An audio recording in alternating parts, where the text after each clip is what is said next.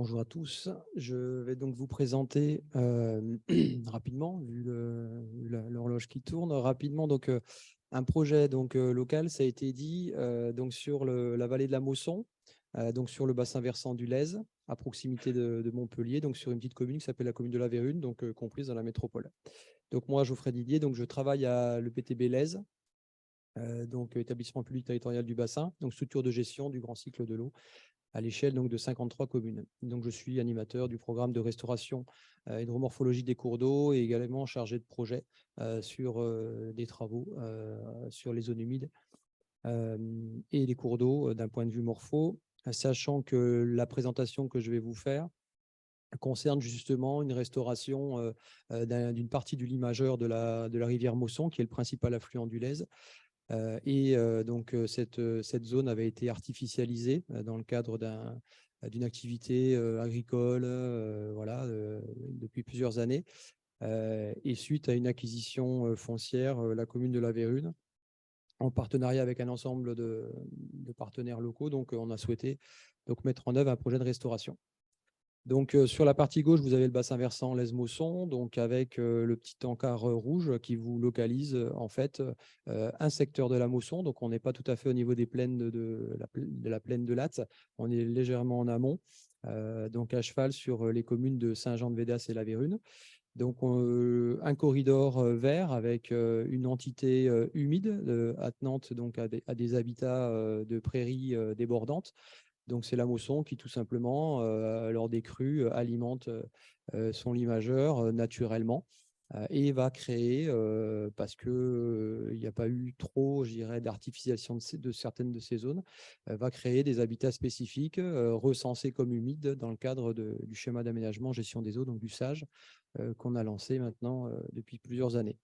Donc, une zone humide intéressante parce que du coup, elle se trouve sur la Mosson. Elle représente environ 70 hectares. 70 hectares assez bien conservés. Donc, ça correspond également à une politique foncière des deux communes, notamment de la Vérune, qui vise à acheter pour de la préservation des parcelles attenantes à cette zone humide. Et donc aujourd'hui, on a environ la moitié, enfin 24 hectares de zone humide qui appartiennent à ces deux communes. Du fait de l'assiette foncière, donc vous voyez le diagnostic foncier qu'on a lancé à droite avec les couleurs vertes, la Vérune et rose Saint-Jean. Donc on a finalement une assiette foncière intéressante. Donc on a lancé avec l'agence de l'eau, RMC, donc un diagnostic et puis ensuite un programme de gestion lié à cette zone humide spécifique. Donc on a défini l'espace de fonctionnalité de cette zone humide, on a créé un modèle hydraulique, enfin voilà, on a fait un certain nombre de relevés. On a travaillé avec des bureaux d'études spécifiques, les écologies de Leuzière pour l'aspect naturaliste. Et puis, donc, on a proposé, sur la base d'un diagnostic relativement sérieux, un ensemble d'actions, d'enjeux identifiés. Et dans le cadre, en fait, de ces enjeux identifiés, du coup, on a établi également les désordres et on s'est rendu compte qu'il y avait un très gros intérêt, je dirais, sur cette unité humide d'eau douce sur un bassin versant qui est petit et puis qui est finalement assez pauvre en termes de zone humide. Donc, un intérêt finalement à conserver l'existant, à conserver également la biodiversité qui était déjà en place avec un certain nombre d'espèces protégées notamment, nationales, régionales.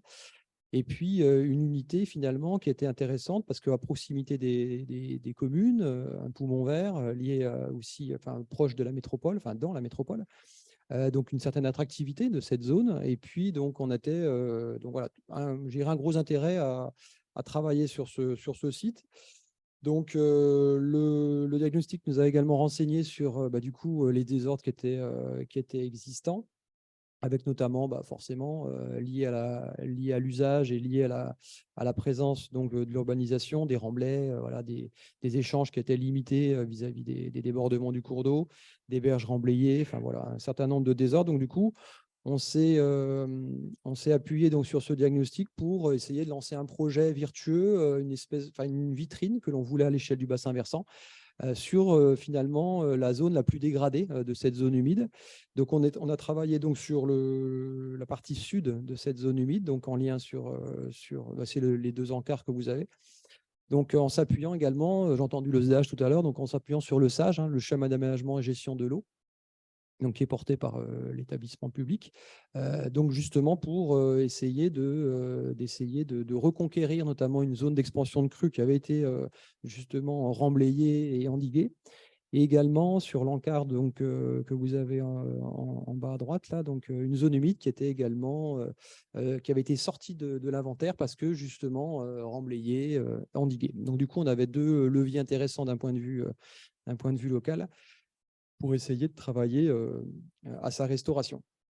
Désolé pour le placard là, de texte. Normalement, c'était un commentaire d'une vidéo que je vais vous présenter finalement à la fin pour des soucis techniques. Donc, à la fin, il y aura une petite vidéo de 4 minutes qui présentera étape par étape les différentes phases principales du projet. Donc, je les reprends rapidement pour ne pas trop alourdir la présentation. Donc, les différents types d'aménagements qui vont avoir, que l'on a souhaité mettre en place donc sur la partie sud de cette zone, ça a été justement, qui est la partie finalement la plus en désordre, hein, la plus abîmée.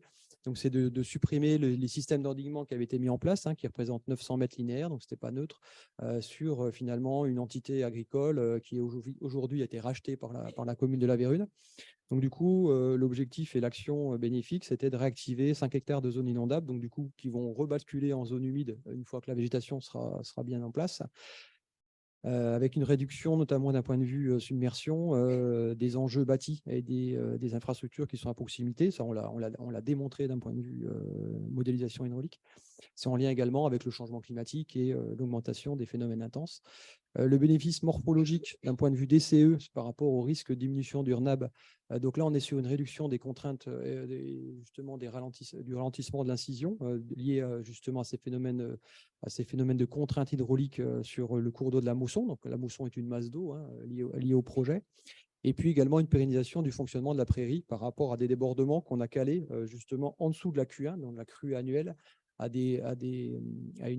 un débit finalement proche du module, voire la moitié du module, autour de 500 litres seconde. Donc, le type d'aménagement, du coup, donc voilà, le système d'endiguement qu'on enlève, l'évacuation des remblais, c'est-à-dire qu'on est allé au-delà de la simple, de l'enlèvement simple des remblais.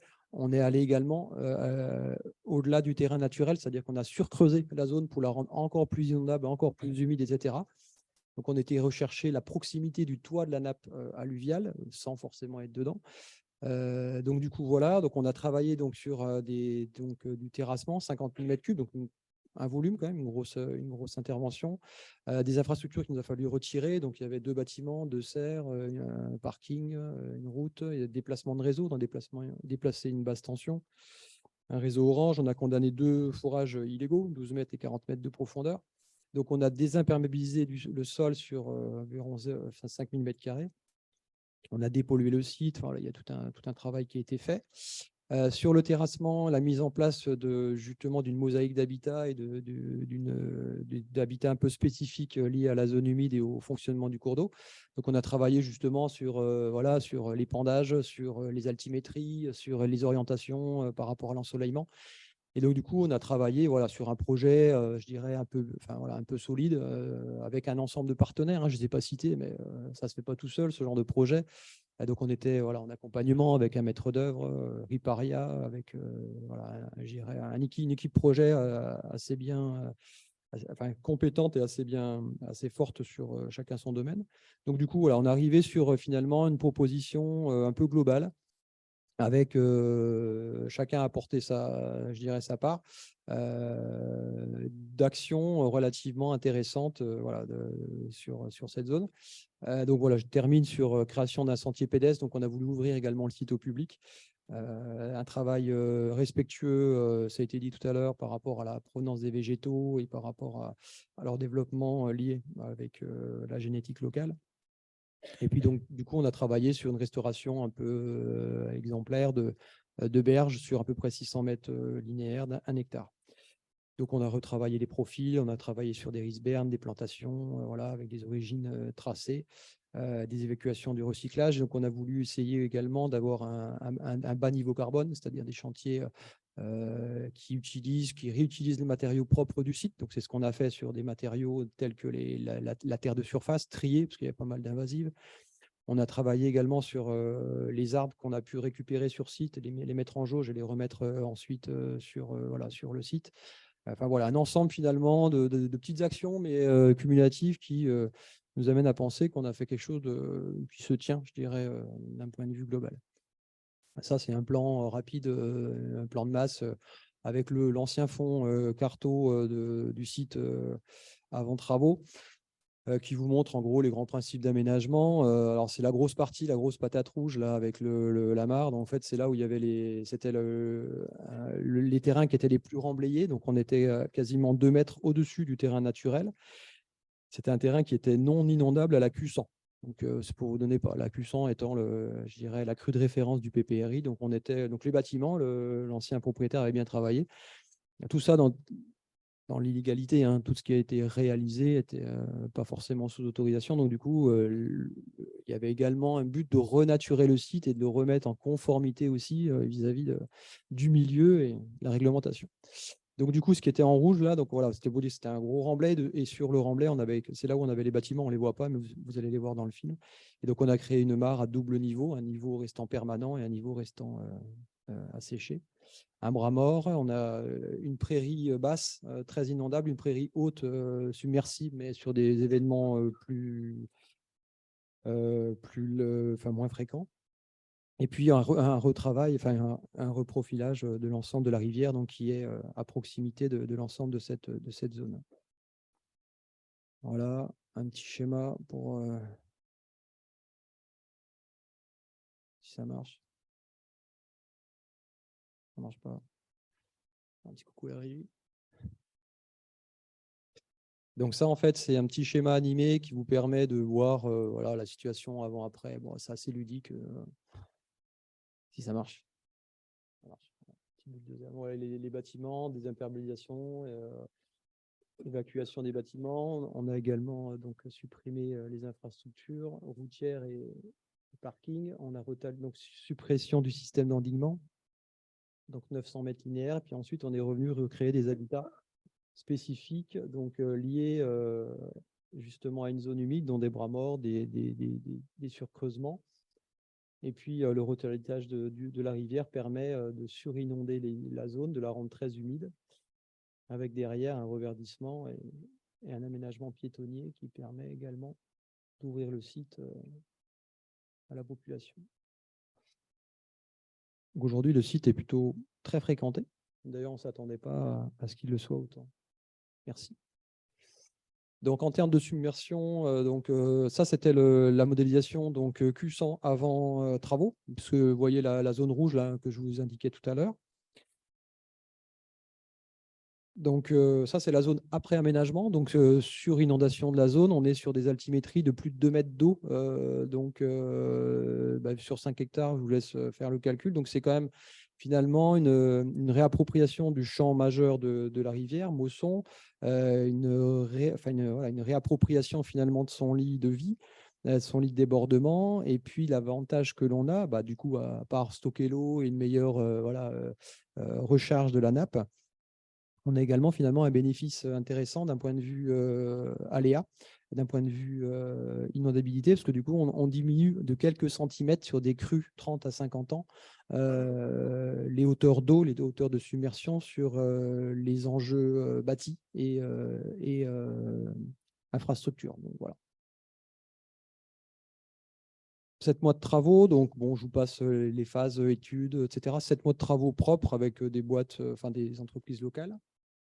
Voilà, donc on a travaillé sur l'ensemble de ce qui était prévu. Donc, il n'y a pas eu de difficultés notoires sur la réalisation du chantier, bien que c'était quand même un chantier un peu important. En termes de remblai, il a fallu fermer des routes pendant plusieurs mois, etc. Voilà. Donc après, aujourd'hui, on est satisfait de la réalisation. Et puis finalement, on retrouve un site qui est renaturé. Vous voyez des vues aériennes avant-après. C'est après végétalisation, hein, donc c'est juste après la réception. Donc, en termes de maîtrise d'ouvrage, donc établissement public du bassin, en délégation de compétences de la métropole, et une co-maîtrise d'ouvrage à souligner d'une commune qui s'est sentie investie donc, du fait de sa politique foncière, mais également elle est dans l'action parce qu'elle a également porté la destruction du bâti et l'aménagement du point d'accueil.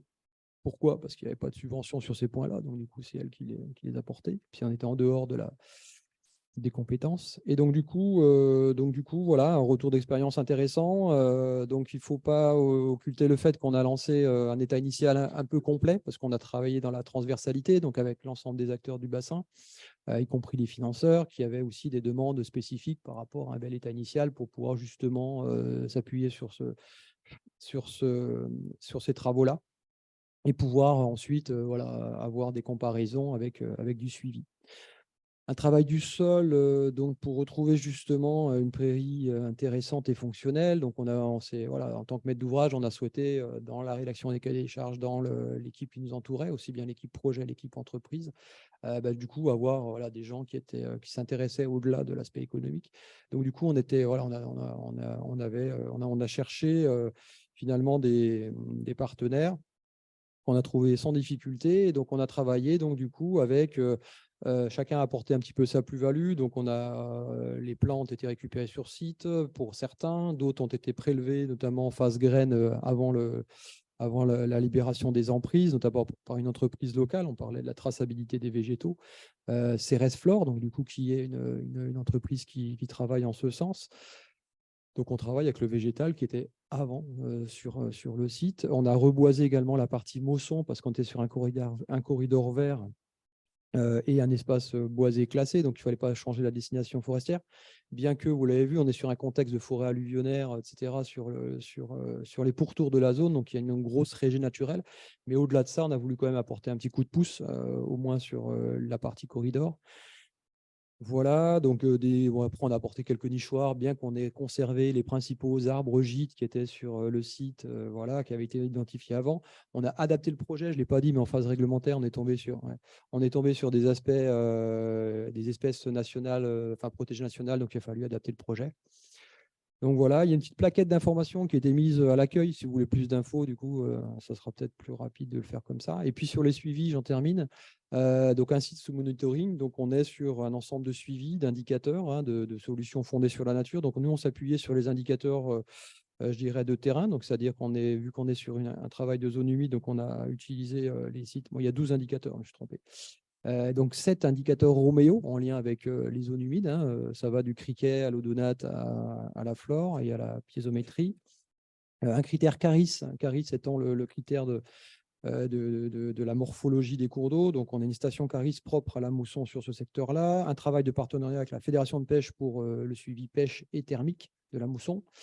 L'IDEN2, donc la macrofaune qui est également suivie d'un point de vue la macrofaune, et un partenariat avec le Conservatoire botanique national pour la trame turquoise qui fait le lien un peu entre la zone humide et la zone verte. Quelques photos après la crue de mars 2022, sachant que ça a été livré en février 2022. Du coup, ça fonctionne très bien, ça prend bien l'eau. Bon, c'était pas la crue idéale, un retour 4 ans après avoir travaillé le sol, mais bon, c'est pas grave. L'idée étant de retrouver un site avec les bonnes altimétries, les bons pendages, etc. Et donc après, qu'il y ait une autorégulation du site et une autogestion du site. Donc il n'y a pas forcément un gros entretien à avoir, si ce n'est une dépollution des flottants après toute submersion de la mousson, parce que du coup, on est sur beaucoup de flottants qui nous viennent de Montpellier. Donc du coup, on a quand même un petit coup de propre à faire. Mais on a trouvé des partenariats avec des gens intéressants, des locaux, donc ça se passe bien. Voilà, puis après, voilà, il y a deux mois après, et puis ensuite 6 mois après. Et puis le petit film qui vous permettra d'y voir les grandes étapes. Et je termine en vous disant que ce projet, en fait, a été lauréat de 2 prix. Donc le prix Résilience de territoire des Irisés 2022 et le prix du génie écologique 2022. Vous voyez les bâtiments. Alors, les serres ont été réutilisées. On a trouvé un agriculteur de Mogueux qui est venu les démonter. C'était des bâtiments qui étaient amiantés. Sinon, c'était pas drôle.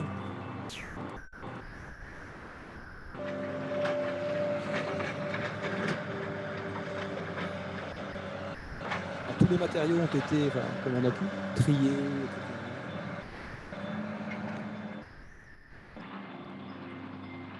Donc les végétaux sur site, c'était des végétaux ornementaux et invasifs. Donc on a fait tout ce qu'on a pu auprès des communes, des collectivités pour en récupérer un maximum. Donc il y a pas mal qui ont été réutilisés, même des pépiniéristes locaux qui sont venus en chercher.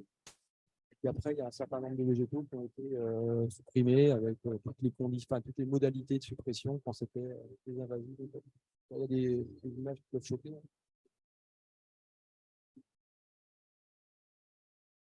Donc tous les végétaux, notamment non invasifs, ont été réutilisés sur site, c'est-à-dire qu'on les a, on s'en est servi en fait, on les a broyés en plaquettes forestières, on les a mis de côté, on a amendé le sol ensuite dans le travail de sol. Donc ça, c'est les arbres qui ont été récupérés par les échos. Donc finalement, au niveau de l'apport sur le site, on n'a pas eu d'apport de matériaux extérieurs. On a essayé de réutiliser un maximum de matériaux. Donc, la terre de surface a été mise de côté pour la renapper après terrassement.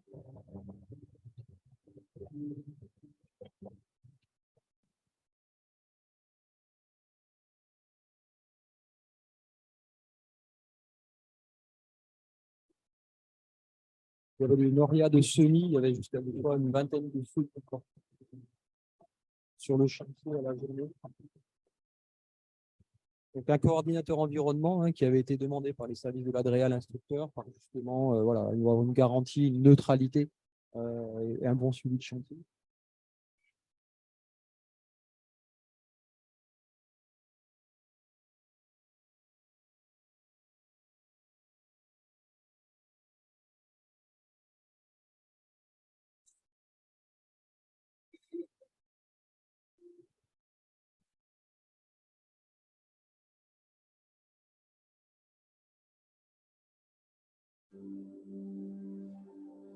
Un peu le désert là. Après, je vous invite à y retourner. C'est pas très loin, donc pour aller le visualiser. Il est plus sympa aujourd'hui. Merci.